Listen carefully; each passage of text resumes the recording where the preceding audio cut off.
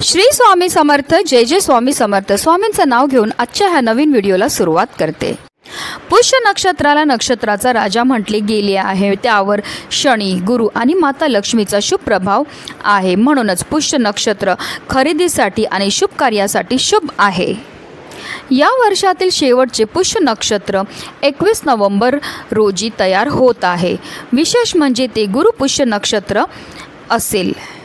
गुरुपुष्य नक्षत्र 21 नोव्हेंबर रोजी सकाळी 6:49 सुरू होईल, तर दुपारी 3:35 पर्यंत शुभ मुहूर्त असेल। या दरम्यानच आपल्याला शुभ कार्य तसेच खरेदीही करायची आहे। ज्योतिषशास्त्रानुसार सर्व 27 नक्षत्रात पुष्य नक्षत्र श्रेष्ठ मानले जाते। पुष्य हा सर्व दुष्टांचा नाशक आहे। लग्न सोडून इतर कोणतेही शुभ कार्य करायचे असेल तर पुष्य नक्षत्र सर्वोत्तम मानला जातो। देवगुरु बृहस्पती पद, प्रतिष्ठा, संपत्ती आणि शुभतेचे कारक ग्रह आहेत। जेव्हा हे नक्षत्र गुरुवारी येतं तेव्हा गुरुपुष्यामृत योग तयार होतो। गुरुवारी श्री हरी विष्णूंबरोबर बृहस्पती देवांची पूजा केली जाते, ज्यांना सुख, वैभव, संपत्ती प्रदान करणारे म्हटले जाते। तसेच या नक्षत्राचे स्वामी शनिदेव आहेत, म्हणून शनिदेव व बृहस्पती या दोन्ही देवांचा या नक्षत्रावर प्रभाव आहे। धर्मग्रंथांनुसार असे मानले जाते की या नक्षत्रात धन आणि समृद्धीची देवी लक्ष्मीचा जन्म झाला होता। म्हणूनच या दिवशी केलेले लक्ष्मीपूजन अत्यंत शुभ आणि लाभदायक मानले जाते। या दिवशी दिवे लागण्याच्या वेळेस श्री सूक्ताचे पठण करून लक्ष्मी देवीची पूजा करावी। तसेच दत्तगुरूंच्या मंत्राचा जप करावा। तुम्ही दिगंबरा दिगंबरा श्रीपाद वल्लभ दिगंबरा या मंत्राचा जप हा करू शकतात। असं केल्याने दत्तगुरू आणि लक्ष्मी देवीचे शुभ आशीर्वाद प्राप्त होऊन अमृत पुण्य कमवण्याची संधी प्राप्त होऊ शकते। तसेच गुरुपुष्यामृत योगावर जर सोने खरेदी केले तर सौख्य प्राप्त होते। मौल्यवान वस्तू खरेदी केली तर ती चांगली टिकते, सुख देते।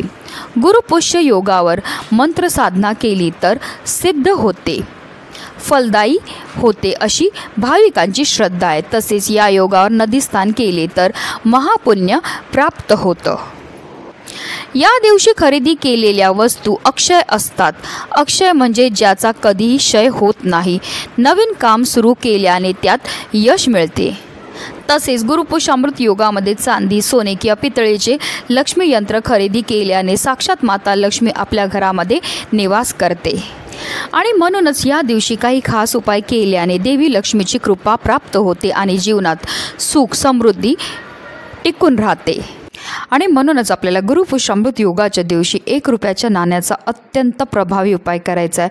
हा उपाय केल्यामुळे फक्त 24 तासामध्ये आपल्या घरामध्ये पैसा हा येऊ लागेल, ज्यामुळे आपलं 7 पिढ्यांचं दारिद्र्य नष्ट होऊन कितीही कठीणातील कठीण इच्छाही पूर्ण होईल। अतिशय प्रभावी असा हा उपाय, ज्याबद्दल सविस्तर आणि महत्त्वाची अशी माहिती मी तुम्हाला या व्हिडिओमध्ये देणार आहे, तर व्हिडिओ पूर्ण पहा। आणि जर तुम्ही माझ्या चॅनलवर नवीन असतील तर चॅनलला सबस्क्राईब करा आणि शेजारी बेल आयकॉनसुद्धा प्रेस करा, जेणेकरून तुम्हाला माझ्या नवनवीन व्हिडिओचं नोटिफिकेशन हे मिळत राहील आणि तुम्ही एक पण व्हिडिओ मिस करणार नाही। गुरुपुष्यामृत योगाच्या दिवशी आपल्याला सकाळी ब्रह्ममुहूर्तावर उठायचं आणि स्नान करायचे। स्नान केल्यानंतर आपल्याला स्वच्छ वस्त्र हे परिधान करायचे आहेत। जर तुम्हाला शक्य असेल तर आवर्जून या दिवशी तुम्हाला पिवळ्या रंगाचे वस्त्र हे परिधान करायचे। त्यानंतर आपल्याला देवघरामध्ये विधिवत देवांची पूजा ही करायची आहे। देवी लक्ष्मी बरोबर श्रीहरी विष्णू, गणपती बाप्पा, महादेव आणि भगवान कुबेरांची पूजा ही करायची आहे। कारण लक्ष्मी आणि लक्ष्मीपती धनप्राप्तीचा आशीर्वाद देणारे आहेत, तर महादेव हे संकटमोचक आहेत आणि गणपती बाप्पा हे बुद्धिमत्ताचे देवता आहेत। लक्ष्मी प्राप्ती झाल्यावर तिचा योग्य प्रकारे आपल्याला उपयोग झाला पाहिजे, तिचं संरक्षण झालं पाहिजे। म्हणूनच या सर्व देवतांची पूजा करणं लाभदायक मानलं जातं। तसेच श्री सूक्तम तसेच पुरुष सूक्ताचे पठण करून पंचोपचार पूजा करावी। कलस्थापना केल्यास घरात धन धान्य वृद्धी व लक्ष्मी प्राप्ती होते। हा उपाय आपण सकाळपासून संध्याकाळपर्यंत कधीही करू शकतात. जर तुम्ही खूप मेहनत करतात, कष्ट करतात आणि कष्ट करून मेहनत करूनसुद्धा जर तुमच्या कष्टाला तुमच्या नशिबाची साथही मिळत नसेल, तुमच्या घरी पैसा तर येतो पण आलेला पैसा टिकून राहत नसेल, तर आवर्जून तुम्हाला हा उपाय जो आहे तो करायचा. हा उपाय केल्यामुळे तुमच्या कष्टाला तुमच्या नशिबाची साथ मिळेल, त्याचबरोबर जी अप्राप्त लक्ष्मी ती आपल्याला प्राप्त होईल. गुरुपुषामृत योगाच्या दिवशी आपल्याला आपलं मुख्य प्रवेशद्वार स्वच्छ पुसून घ्यायचं आहे. तिथे हळदीचं एक आपल्याला स्वस्तिक काढून घ्यायचं आहे. त्याचबरोबर उंबरठ्यावर आपल्याला हळदीचं लेपन करायचं. मुख्य प्रवेशद्वारावर आपल्याला आंब्याच्या पानांचं तोरण लावायचं आहे. तसंच आपल्याला एक वाटीमध्ये गंगाजल घ्यायचं आहे किंवा तुम्ही पाणी घ्या आणि त्यामध्ये थोडंसं गंगाजल टाका आणि त्यामध्ये चिमूटभर हळद टाकायची आणि त्यानंतर आंब्याच्या पानाने हे जे जल आहे ते आपल्या संपूर्ण घरामध्ये तसेच आपल्या मुख्य प्रवेशद्वारावर आपल्याला शिंपडायचं. असं केल्यामुळे आपल्या घरामध्ये असणारी जेवढी पण नकारात्मकता, इडापिडा, दोष आहेत, अलक्ष्मी ती घरातनं काढता पाय करून निघून जाते. तर हे छोटे छोटे उपाय जे आहेत ते आपल्याला गुरुपुषामृत योगाच्या दिवशी सकाळीच करायचे आहेत.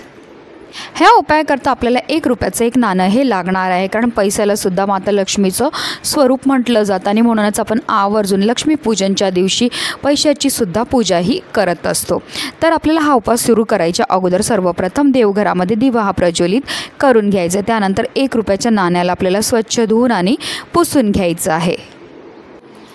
आता ह्या 1 रुपयाच्या नाण्याला आपल्याला एका तामणामध्ये ठेवायचं आहे. संपूर्ण उपाय आपण देवघरामध्ये बसूनच करणार आहेत. आता ह्या 1 रुपयाच्या नाण्याला आपल्याला माता लक्ष्मीचं स्वरूप मानायचं आहे आणि त्यानंतर ह्या 1 रुपयाच्या नाण्यावर आपल्याला कुंकुमार्चन हे करायचं आहे. आता हे कुंकुमार्चन करायची सुद्धा एक विशिष्ट पद्धत असते. आपल्या उजव्या हाताचा अंगठा, त्याचबरोबर मधलं बोट आणि करंगळी शेजारीचं जे बोट असतं त्याला अनामिका म्हणतात. या 3 बोटानेच आपल्याला कुंकुमार्चन हे करायचं. ह्या मुद्रेला मृगी मुद्रा असं म्हटलं जातं. आपल्याला एक चिमूट कुंकू उचलायचं आहे आणि 1 रुपयाच्या नाण्यावर अर्पण करायचं आहे. कुंकू अर्पण करताना आपल्याला ओम श्री महालक्ष्मी नमो नमः या मंत्राचा जप हा करायचा आहे. आता आपल्याला हे कुंकुमार्चन किती वेळा करायचं, तर आपल्याला 108 वेळा हे कुंकुमार्चन जे आहे ते करायचं. प्रत्येक वेळेस आपल्याला कुंकुमार्चन करताना ओम श्री महालक्ष्मी नमो नमः या मंत्राचा जप हा करायचा आहे. कुंकुमार्चन करून झाल्यानंतर आपल्याला 16 वेळा विष्णू गायत्री मंत्राचा जप हा करायचा आहे. त्याचबरोबर आपल्याला 16 वेळा कुबेर मंत्राचा जप हा करायचा आहे. तसेच 16 वेळा आपल्याला नवार्णव मंत्राचा जपसुद्धा करायचा आहे. त्याचबरोबर आपल्याला 1 वेळा श्री सुक्तमचं पठण करायचं आणि 1 वेळा आपल्याला व्यंकटेश स्तोत्राचं पठणसुद्धा करायचं आहे. ह्या सर्व अतिशय उच्च कोटीच्या सेवा आहेत. ह्या सेवा केल्यामुळे आपल्यावर फारच लवकर माता लक्ष्मी ही प्रसन्न होत असते. आता ही प्लेट जी आहे ती आपल्याला उचलून माता लक्ष्मी समोर ठेवायची आहे. संपूर्ण दिवसभर, संपूर्ण रात्रभर आपल्याला ही प्लेट जी आहे ती माता लक्ष्मी समोरच ठेवायची आहे. दुसऱ्या दिवशी उठल्यानंतर आपल्याला स्नान करायची, देवपूजा करून घ्यायची आहे आणि त्यानंतर ही प्लेट तिकडनं आपल्याला उचलायची. ह्या प्लेटमध्ये असणारे जे कुंकू आहे ते आपल्याला एका डब्बीमध्ये भरून ठेवायचं आहे.